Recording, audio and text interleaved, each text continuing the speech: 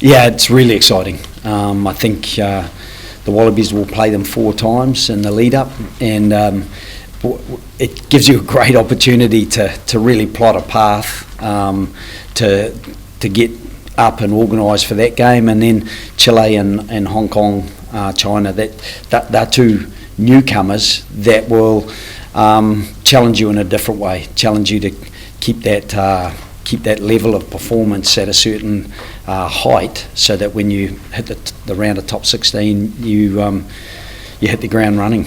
How much do those performances against the All Blacks this year maybe give the players confidence? I mean, it was a 2-point game, I think, at Eden Park with about 10 minutes to go. Like, it must be some level of confidence there or opportunity there. Yeah, and I think even then the following week in Perth, Will Skelton limps off after 12 minutes. We get the chance to go 13-7 ahead, and instead of that we lose Tom Hooper and we're 7-6 down. But even then we're 9-7 up after 30 odd minutes, and they get the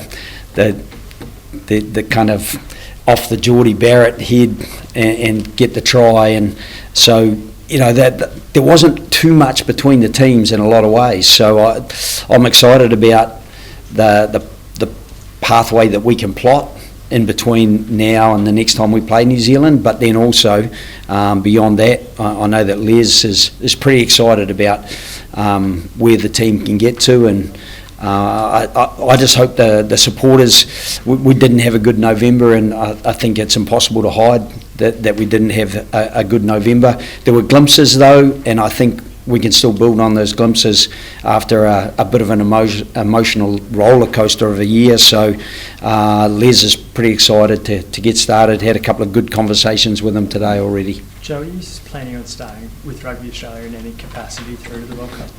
Not at this stage. I think at the end of July is when I finish, and I've just hugely enjoyed the group. They work really hard for what they get, and it will be tough to walk away and leave them in what I believe is good hands. So I think some of the other priorities I've got, I've had 2 weeks at home in the last 5 months. So I think getting home a bit more often will be the preference at this stage. But as Les asked, could he twist your arm maybe just before the tournament, now that you've seen the excitement in the pools? Yeah, look, I've had the privilege of coaching in 3 World Cups and loved and hated them in different measures, depending on how things work out. But I'd be good friends going back a fair way with Les, and so we'd always be chatting anyway.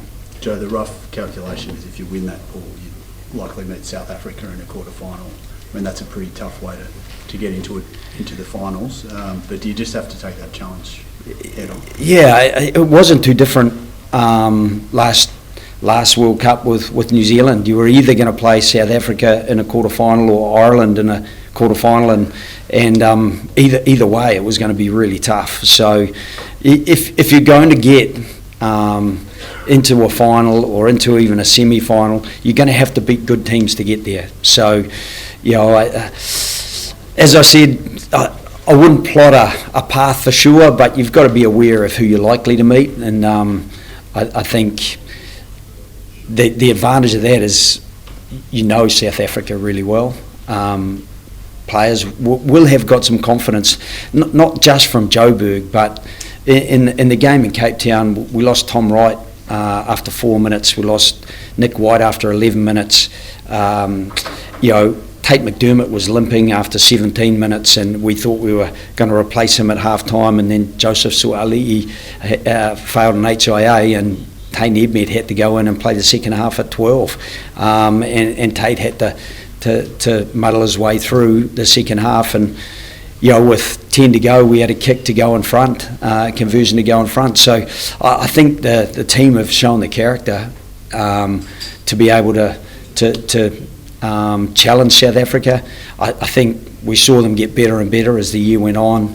They got maybe some of their combinations sorted, but But on any given day, I still think the way this team can build their way forward on the confidence of some of the really good performances they've put together. And even, I know we didn't get the result against France, but there were glimpses of right from the kickoff what the team can do when they do have that confidence to play. Joe Panda was asking, if Les Kiss twisted your arm, what about if New Zealand Rugby came? Given the look, I'm not looking to be involved at all either side. I may well be in the stadium watching, and I'd say that I'll just be delighted to be there and spectating, because I think Rugby World Cups are really special occasions, and having been at 3 of them. Just the whole atmosphere around them, it builds into a crescendo for match days, and some of the gatherings around stadiums and those sorts of things. I'm just excited that it's only 2 years away now, and I can't wait for it to come up. And in some ways, I can't wait not to be involved so that I can just enjoy it, because it's pretty nerve-wracking when you're in the midst.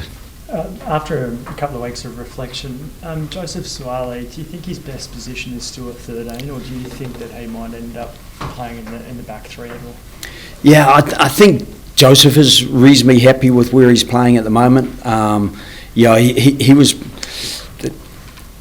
He had a pretty bad head cold leading into the game against France, and that's why he came off, not because he was underperforming. He just was battling to even get into that game. For us, he's been really good. He's formed a really good combination with Len Ikito, and when it's not Lenny, it's Hunter Paisami, and he have formed a really good combination as well. So we do think that's a strong combination for us. The opportunity to play him at fullback is still potentially there. Tom Wright was outstanding for us when he was at fullback. Andrew Callaway, actually, the 2 Argentinian tests was really good, and put us back into both games with some really good running from the deep. So there's a little bit to build on there in that back 3, because we've also got youngsters like Max Jorgensen, Dylan Peach.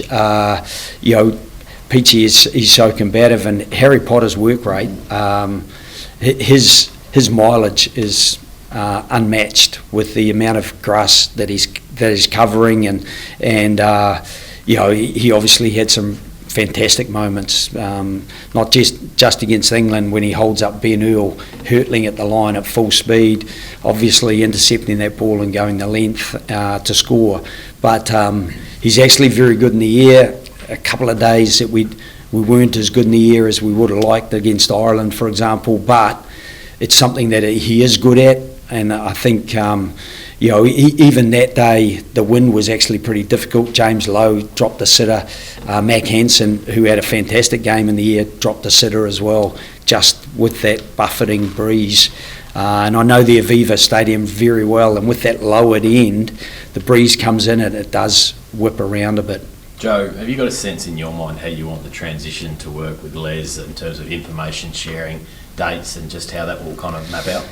Yeah, well, the second test that we play is in Brisbane. I'd like to think Les, we'd both like to think that the Reds are going to go through to a final against the Brumbies or the Waratahs, but if that's not what happens, that Les gets a bit of breathing space, separates himself a bit from his past job, but by the time we get to Brisbane, we play a big test there against France.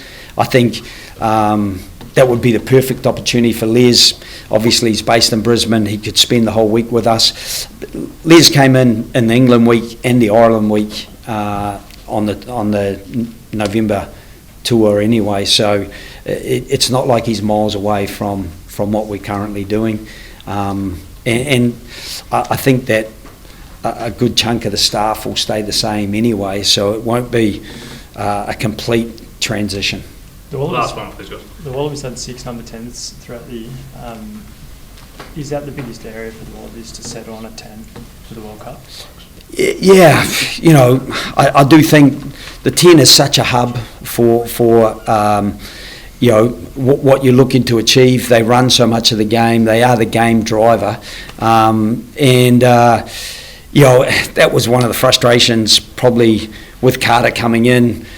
He picked up that injury, and then, on the kind of the last play of the Thursday, before we played France, he pulled up a little bit lame. We were hoping that he might get through and be able to do the captain's run, but when that wasn't the case, Tane came in, and I think Tane has made good strides, and I think James O'Connor has really helped Tane.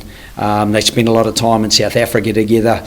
There are other guys. Obviously, we started the Lions series with Tom Liner, and Tom did really well, but again, picked up injuries, and we know that Ben Donaldson's a good player as well. So we're going to be watching closely in how things go through Super Rugby, but some consistency at 10, it will help without a doubt. We've had a bit of consistency in the midfield, and not so much at halfback with the changes, but we've got good experienced players there, and so I guess we'll have to wait and see who comes through Super Rugby and who's playing well, but we feel we've got some options, just none of them with massive experience. Not like, I know that we've been drawn against New Zealand. They'll have probably the same 3 10s that we had when I was coaching there from the last World Cup with Richie Moanga,